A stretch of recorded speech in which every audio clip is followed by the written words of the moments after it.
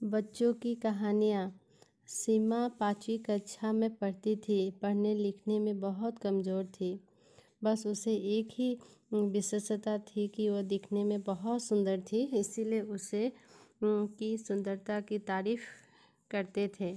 सीमा को इस बात का घमंड हो गया था और वो ऐसी लड़कियों से नफ़रत करने लगी जो सुंदर में कुछ कम थी। उसे सबसे अधिक वंदना से नफ़रत थी क्योंकि उसका रंग कुछ काला था। वह हमेशा उसे काली बिल्ली कहकर चिढ़ाती थी, लेकिन वंदना का स्वभाव इतना अच्छा था कि वह उसे कभी कुछ ना कहती। वंदना बड़ी भोली भाली लड़की थी। पढ़ने लिखने में बहुत होशियार थी। सभी अध्यापिका उसे बहुत प्यार करती थी। घर पर भी माँ उससे बहुत खुश थी। हर काम में वो माँ को सहयोग देती। सभी काम का मन लगा कर करती थी। वह बड़ी बड़ी सफाई पसंद थी, इसीलिए हमेशा साफ सुथरी भी रहती थी। सीमा सारे दिन घर से बाहर खेला करती। अध्यावासिक परीक्षा निकट आ गई, लेकिन उसे तो किसी बात की चिंता नहीं थी। एक दिन सीमा सवेरे अपने घर से बाहर निकली। उसके पापा नई गेंद लाए थे, इसीलिए बहुत खुश थी। वो सीधी अपनी एक सहेली दिव्या के घर गई। दिव्या उस समय अपने घर की सफाई करने में मदद कर रही थी।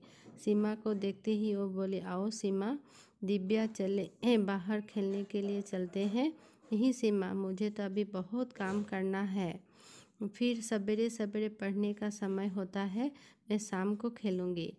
ये सुनकर सीमा ने मन ही मन कहा, बड़ी आई काम करने वाली, और मुंह फुलाकर बाहर चली गई।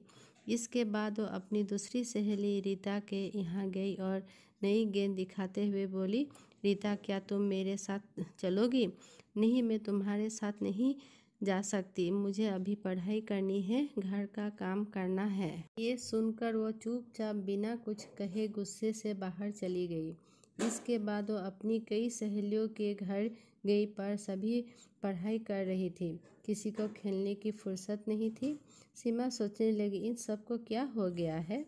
इन्हें तो बस घर का काम करना और पुस्तकें पढ़ना ही पसंद है। फिर कुछ सोचकर सीमा अपनी प्रिय सहेली रीता के घर गई, लेकिन वो भी उस समय पढ़ाई कर रही थी। सीमा ने उसकी पुस्तकें बंद करते हुए कहा, क्या हरदम तोते की तरह पुस्तकें रटती रहती हो? चलो बाहर खेलने चलते हैं। सीमा, वार्षिक परीक्षा निकट है, मुझे पढ़ाई करनी है, इसीलिए मैं तुम्हारे साथ खेलने नहीं चल सकती। तुम भी अपने घर जाकर पढ़ाई करो, वरना इस बार फिर फेल हो जाओगी।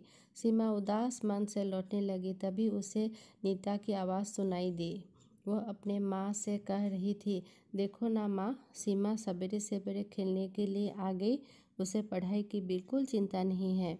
मैं अब उसके साथ नहीं रहूँगी। जब देखो तब वह अपनी सुंदरता की चर्चा करती रहती है। माँ, मुझे तो वंदना बहुत अच्छी लगती है और बहुत मेहनती है। पढ़ने लिखने में भी बहुत होशियार है, बस उसका रंग ही थोड़ा सा काला है। ये सीमा तो उस बेचारी को काली बिल्ली कहकर चिढ़ाती रहती है। ये सुनकर उसकी माँ बोली, नीता, सुंदरता रंग से नहीं गुणों से होती है। अच्छे गुण ही वंदना की सुंदरता है।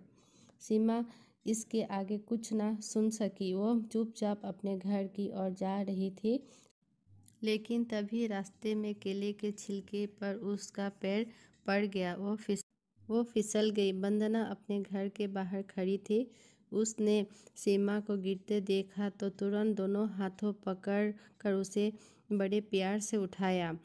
ये देखकर सीमा की आंखें भर आई। वो मन ही मन सोच रही थी कि वह वंदना से कितनी नफरत करती थी, लेकिन वंदना के मन में उसके लिए कितना प्यार है। वो बोली, वंदना, तुम सबसे सुंदर हो और मैं काली बिल्ली हूँ। मैंने तुम्हें काफ़ी तंग किया है, बहुत चिढ़ाया है, मुझे माफ़ कर दो।